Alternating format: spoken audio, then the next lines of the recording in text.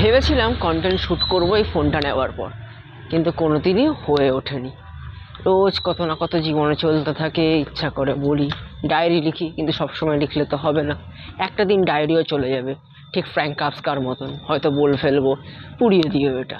কেন, ওর মধ্যে আমার মধ্যে একটা জিনিস সমতুল্য, সেটা হচ্ছে টিউবারকুলোসিস।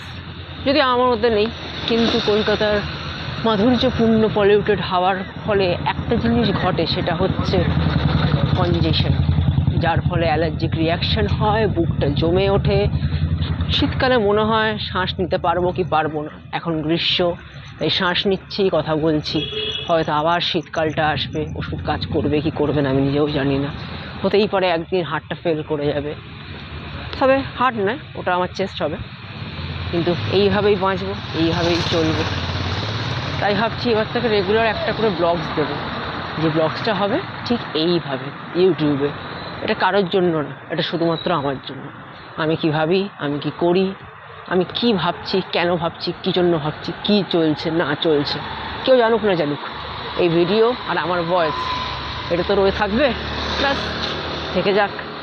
কতদিন আছি না আছি কেউ জানে না। জব তক জান বাবু মশাই।